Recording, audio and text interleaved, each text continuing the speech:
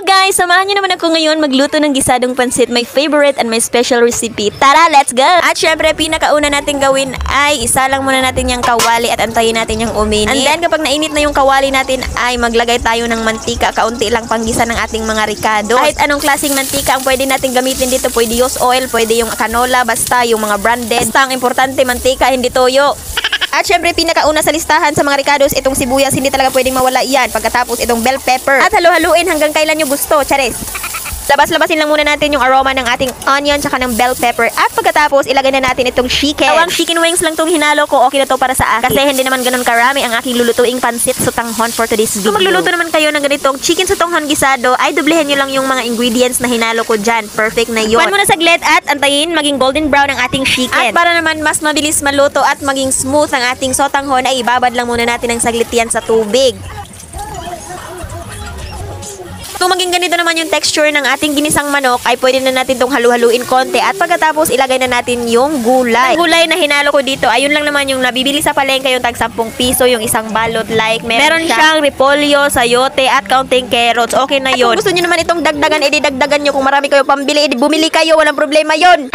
Kapag medyo naluto-luto na yung chicken at saka yung gulay, ay pwede na natin itong dagdagan ng mga pampalasa like asin, magic sarap at garlic powder. Pero depende pa rin sa inyo yun kung anong gusto nyo panimpla ang ilalagay ninyo. Wala namang sapilitan dito. Kung ayaw nyo yung timpla ko, edi wag, magtimpla kayo ng sa inyo. Kaya na tuyo yung ilalagay ko dito ay Mamasitas oyster sauce na lang inilagay ko kasi ayaw ko na talaga madagdagan yung tuyo ko dito sa may ulo ko. Kaya alam nyo yun, napakahirap na talaga i-handle kapag marami ka ng tuyong na-i-stack dyan sa ulo mo. Pero charot-charot lang yun. Ay lang tuyo sa ulo ay kasama talaga yan sa paglaki.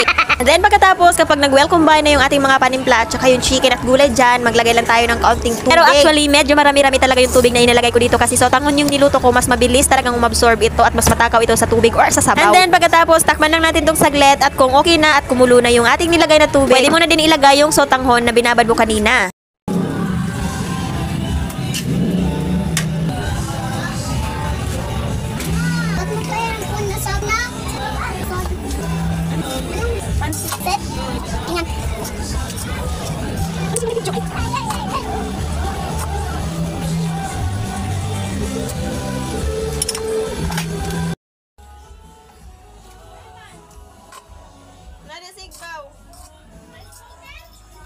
Oh, gantong electric cooker ba? Kanang puti.